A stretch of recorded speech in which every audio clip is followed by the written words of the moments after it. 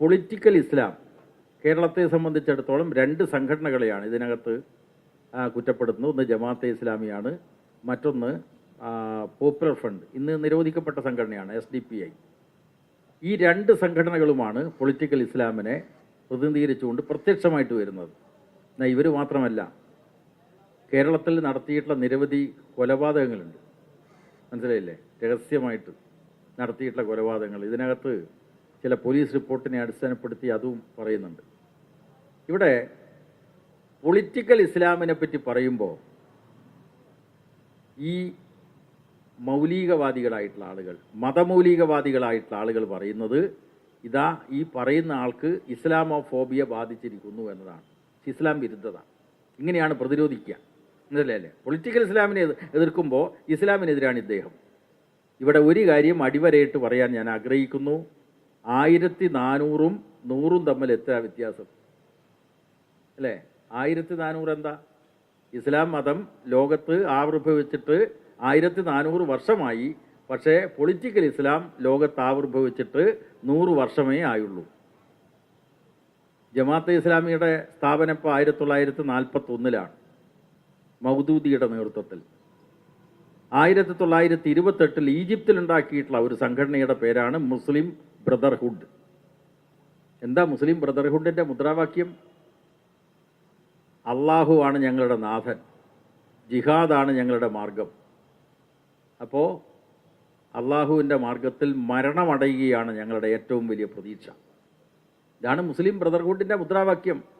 ഈ മുദ്രാവാക്യം തന്നെയാണല്ലോ ജമാഅത്തെ ഇസ്ലാമിയുടെയും പോപ്പുലർ ഫ്രണ്ടിൻ്റെയും ഒക്കെ ആശയത്താൽ പ്രചോദിതമായിട്ട് ഇസ്ലാമിക് സ്റ്റേറ്റിലേക്ക് ആളുകൾ ചേരുന്നത്. ആ സംഘപരിവാർ ശക്തികൾ പ്രചരിപ്പിച്ചിട്ടുണ്ട്. കേരളത്തിൽ നിന്ന് 32,000 ചെറുപ്പക്കാർ ISL ചേർന്നു എന്നൊക്കെ. അതൊക്കെ വസ്തുതാ വിരുദ്ധമായിട്ടുള്ള കാര്യമാണെങ്കിലും കുറച്ച് ചെറുപ്പക്കാർ പോയിട്ടുണ്ടല്ലോ, സിറിയയിൽ പോയിട്ട് യുദ്ധം ചെയ്തിട്ടുണ്ടല്ലോ. എന്താ അവരുടെ? ഇതാണ് മരണമാണ് ഞങ്ങളുടെ ഏറ്റവും വലിയ പ്രതീക്ഷ. സിയാബുദ്ദീൻ സർദാർ ലോകപ്രശസ്തനായിട്ടുള്ള എഴുത്തുകാരനാണ്. അദ്ദേഹത്തിൻ്റെ പുസ്തകമുണ്ട്, ഡെസ്പറേറ്റ്ലി സീക്കിംഗ് പാരഡൈസ്, സ്വർഗം തേടി എന്ന പേരിൽ മലയാളത്തിൽ പ്രസിദ്ധീകരിച്ചിട്ടുണ്ട്, സ്വർഗം തേടി. അപ്പോൾ സ്വർഗം തേടി ഇസ്ലാം മതവിശ്വാസികൾ അലയുന്നു. അപ്പോൾ സ്വർഗത്തിലേക്കുള്ള വഴി എന്താ? ഇവിടെ നിന്ന് ISലേക്ക് പോവുക, റിക്രൂട്ട് ചെയ്യപ്പെടുക, എന്നിട്ട് സിറിയയിൽ പോവുക, സിറിയയിൽ അവിടുത്തെ മിലിറ്ററി ആയിട്ട് യുദ്ധം ചെയ്യുക, എന്നിട്ട് മരണമടഞ്ഞാൽ പിന്നെ സ്വർഗത്തിലേക്കുള്ള വഴി എളുപ്പമാവും.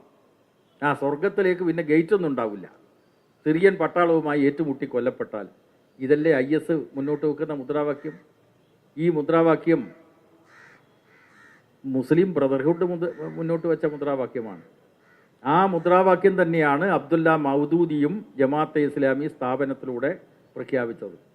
അവർ ജനാധിപത്യം അംഗീകരിക്കുന്നില്ല. ജമാഅത്തെ ഇസ്ലാമി ജനാധിപത്യം അംഗീകരിക്കുന്നില്ല എന്ന് മാത്രമല്ല, മതനിരപേക്ഷമായിട്ടുള്ള ദേശീയത അംഗീകരിക്കുന്നില്ല. അവരെന്താ പറയുന്നത്? ലോകത്തിലെമ്പാടുമുള്ള ഇസ്ലാം മതസ്ഥർ യോജിക്കണം. ഇവിടെ സരീം പറഞ്ഞല്ലോ, പാകിസ്ഥാനിൽ ജമാഅത്തെ ഇസ്ലാമിയുണ്ട്, ബംഗ്ലാദേശിൽ ജമാഅത്തെ ഇസ്ലാമിയുണ്ട്, ഇന്ത്യയിൽ ജമാഅത്തെ ഇസ്ലാമിയുണ്ട്, കാശ്മീരിൽ പ്രത്യേകമായിട്ട് ജമാഅത്തെ ഇസ്ലാമി. എന്തിനാ അവർ നിലകൊള്ളുന്നത്? ഇന്ത്യ എന്ന് പറയുന്ന ഒരു ദേശരാഷ്ട്രത്തിൻ്റെ രക്ഷക്കാണോ? അല്ല.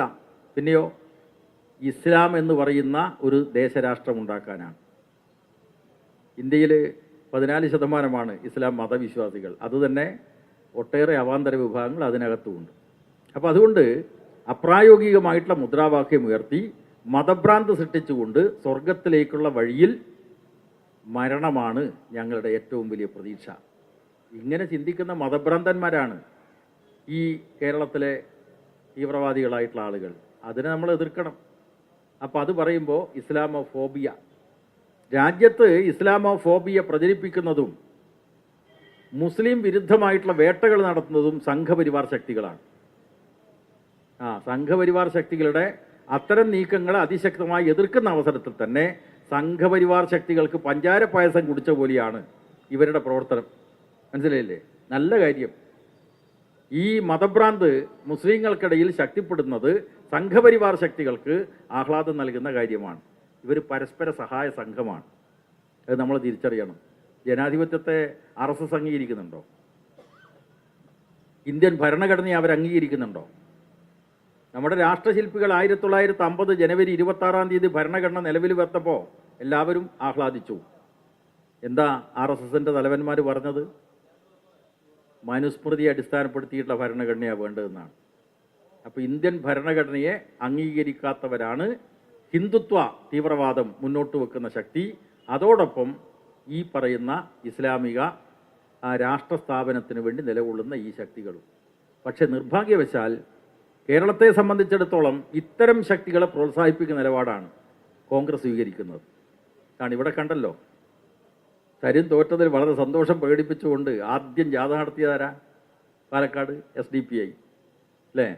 അപകടകാരിയായിട്ടുള്ള ശക്തികളാണ് ഇവർ എന്ന് തിരിച്ചറിയാൻ മതനിരപേക്ഷവാദികളാകെ തയ്യാറാവണം എന്നാണ് എനിക്ക് പറയാനുള്ളത്.